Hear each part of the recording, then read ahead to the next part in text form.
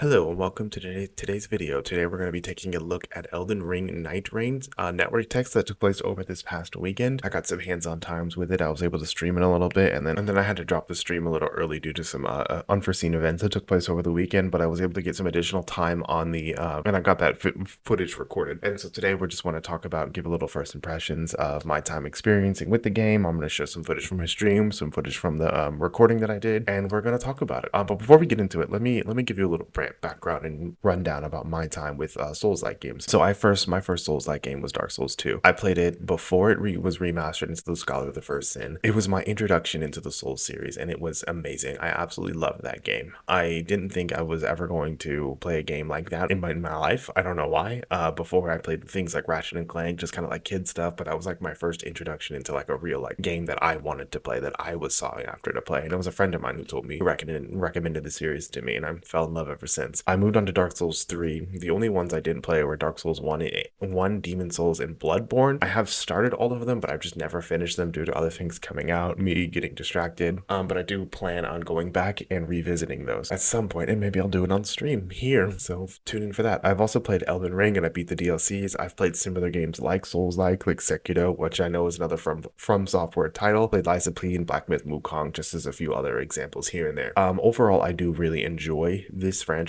I do enjoy these style of games. I'm just unfortunately not very good at them, but I'm here anyways, and I'm going to show you my mediocre gameplay, and we're going to have a good time. Okay, before we get into some of my thoughts and breakdowns of the game, let me talk about a quick overview of what the game is about. So basically, it's like Elden Ring meets a battle royale is the best way I'm looking at it, in the sense where you get a predetermined character with a preset kit, preset moves, preset skills, all that stuff, and there's a few different variations of them. So there were four main heroes that we got to play with during this experience. There was the Wilder, the Guardian, the Recluse, and the Duchess. The Wilder was like your knight kind of character. He came in with a long sword, a shield. It's definitely more so in that knight kind of category, or that like warrior kind of category. And then we have the Guardian, who's more of your tank. So he's going to be, the one like pulling the aggro, doing all the things to keep the attention and to mitigate the rest of the team's damage. The Recluse is going to be a mage, very squishy mage, especially in starting out, very squishy, and I'll get into that more later. But you do high damage as the mage, of course, but the trade-off is that you're squishy. And then the Duchess, which is kind of like your dex build, or like your assassin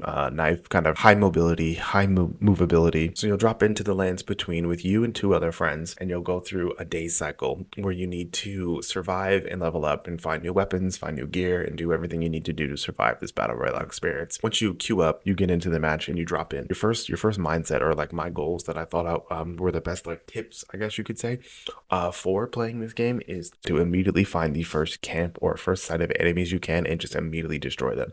You want to farm through them as quickly as possible. You want to get as many runes as you can so that way you can level up, especially if you're playing a Recluse kind of character. As I mentioned earlier, she's very squishy. So without her getting leveled up, you very much can get one shot. And it applies to all the characters, especially when you're level 1. And then as you're running around, you also want to be wary of the map, because the map is a battle royale kind of thing. So there is going to be a circle that's going to be closing. But the real reason why I'm calling out the map is because there's points of interest that you want to keep an eye on. For example, there are churches or like rune sites that you could go to, and at those churches you might be able to find a shard tier to increase the amount of heals you can get, or at one of the runes you might be able to find like some weapons with specific affinities like bleed, lightning, or something along those lines, so that way you can further manage your build as you're going through your run. And then as you're going through your run, you have like a day cycle that I mentioned earlier. It's 5 days in total, but it's played out in 3 cycles, or like in a cycle kind of thing.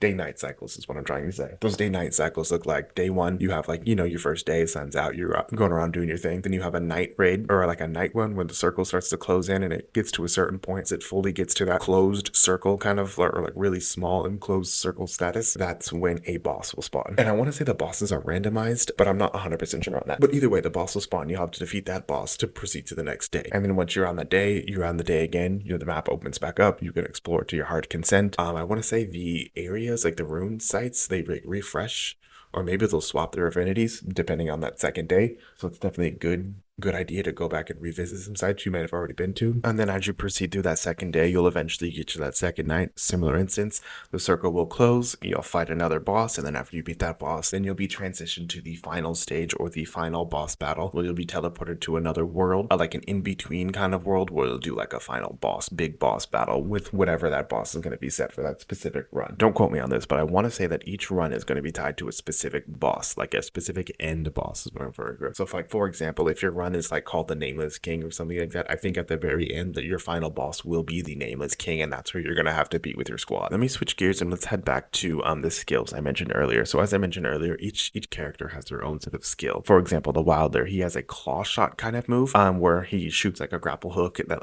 hooks onto the enemies, and I think it will either pull them forward or pull you to them. And when I say pull them forward, I just mean like pulling them forward enough to like throw them off a step, so that way you can get in and get a hit in essentially, or vice versa. Or if you get pulled into it, then you get pulled in, it cuts that space, so that way you can get in and get in the pocket and start doing more damage. And then their other move is an exploding crossbow bolt that they shoot. It does a good amount of damage, and I want to say like when you're doing these moves, you have like invincibility frames where you can't take damage, but that's only while you're performing the animation of the move. And don't quote me on that. Maybe when the full games comes out, you can get knocked out of a few of them. I didn't have that experience, but this was a vertical slice of the game, so we have to take everything with a grain of salt. One thing I was noticing, or like I had a thought of, not necessarily noticing, but I had a thought about, like, I wonder if there will be PvP invasions in this game like there is with other Souls-like games or other games within the From Software space. Because like in Elden Ring, you could invade. So I'm like, imagine like you're in the middle of like fighting the Nameless King, like I mentioned earlier, and then you get invaded and you have to deal with the boss and these invaders. So that could be an interesting mix. I don't know if they've talked about invaders, and if they have, feel free to let me know in the comments, because I'm kind of interested in knowing a little bit more about that.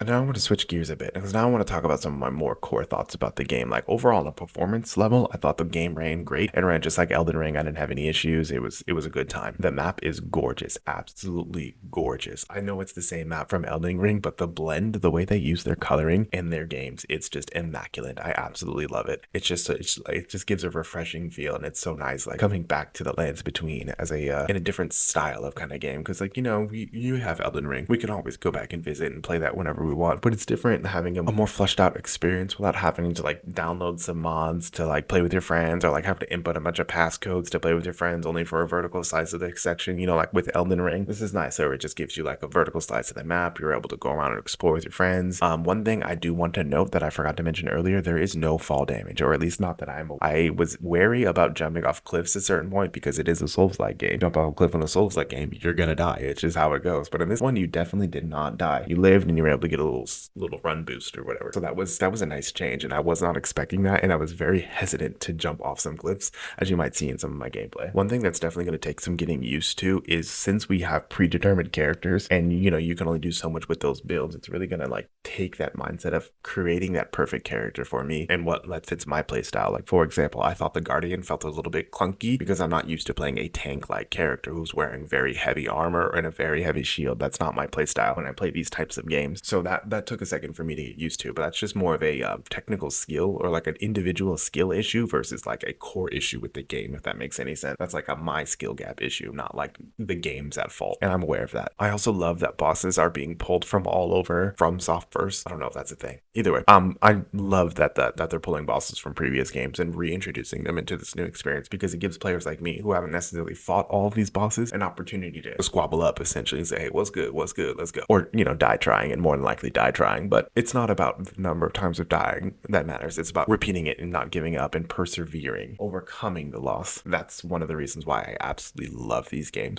because yeah, they may get me a little tilted here and there, but that sense of like victory when you finally beat that hurdle and you finally beat that boss is a high that I cannot even explain. And it's not just bosses that they pulled over, they're pulling over weapons and gear, it seems like, from other games as well, which is nice. I'm here for it. I love this. I think it's great for the FromSoft community to have like a new kind of experience where we could all come together and enjoy like a battle royale kind of thing in the darkness of a From Software world, because I think it's safe to say like people who play these games absolutely love them, and getting to try them in a new challenges does nothing but excite people. And I'm excited for it. I'm very much looking forward for this game to come out on May 30th. I know 2025 is going to be packed with game releases this year, but it would be curious to see if this game has the pull to make it to be a Game of the Year contender again, because that would be amazing for From Software to have a three-peat as far as nominations go with the Game of the Year, because they have been cooking it up good in the past recent years, and I am all for it.